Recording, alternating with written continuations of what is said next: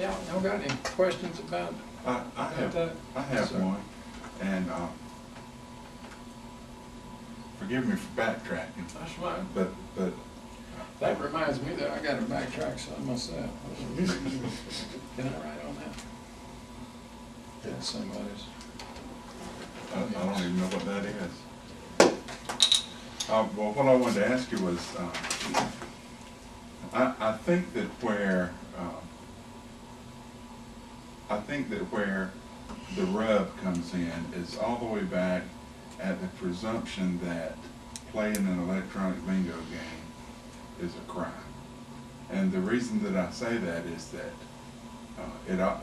these games operated for years and years at Victoryland. They operate on the Indian casinos. The developers of this operation in Houston County did their due diligence before they started putting $80 million on the ground out there. And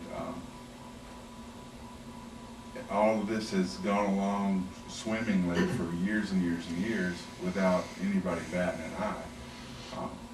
Created by the legislature's weird mishmash of pretzel logic that allowed this to happen.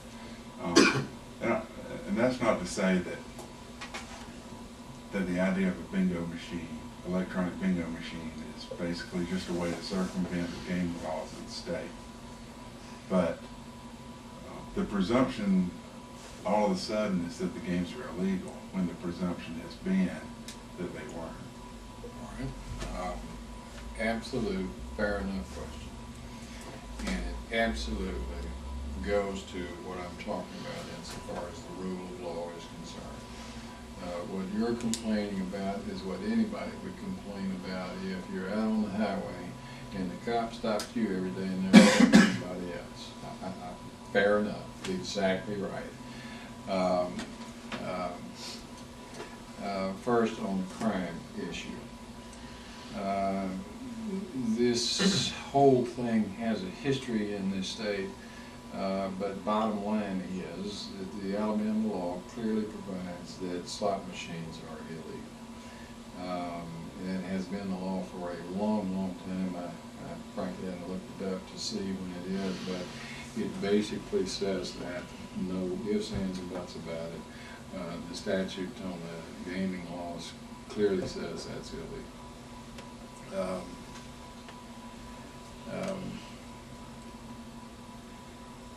Electronic bingo, according to our investigations and our work, and I assure you we've done a whole lot more work than what has been public at this point. Nothing more than a slot machine. This is not the first time in the state of Alabama that the name's been changed. I personally have been through the Chuck E. Cheese phase. I've been through the Alabama Redemption Machine phase. I've been through the sweepstakes phase. I've been through the phone card phase, where we're going to give you a phone card we're not taking, and we're going to give you a telephone call phase. The current phase is electronic bingo. I have a feeling in another year or two they're going to be calling it something else. But by whatever name they call it, these machines are slot machines, and the slot machines then are illegal, and that's pretty clear what the law has to say about that. Now, you'll notice that I began to address your second concern immediately as we rolled on Victoryland. It is not fair that somebody pick on Country Crossing and then not go pick on the biggest, baddest one of them all. And I want you to know, I rolled and I hit him as hard as I could that first time. And I want to come back to an interesting question about that temporary restraining order, if y'all help me remember that. But we rolled on Victoryland. I can't tell you definitively why people didn't do that before. I suspect it has to do with money and power and influence. it's a big bear up there. I think they do something like $2 billion a year worth of transactions up there. It's big, and I don't know this for sure, but I'm getting the idea they're involved somehow down here in this project.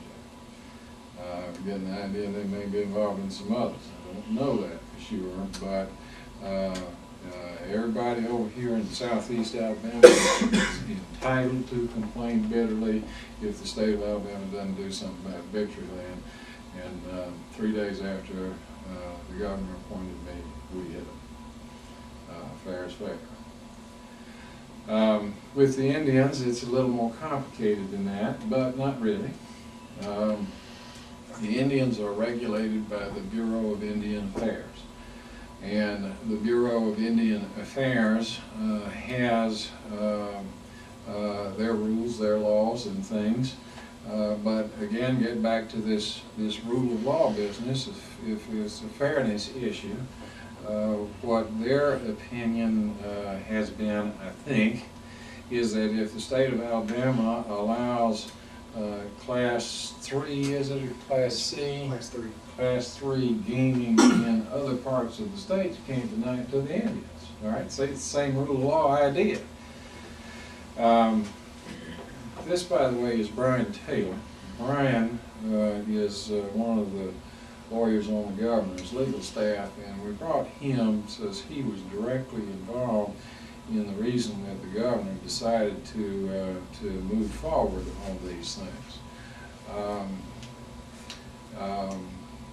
But before I get into that, let me just say that after I got through with the robust press conference here, I went to Montgomery, and on the circle of flags at the Capitol, I had another press conference.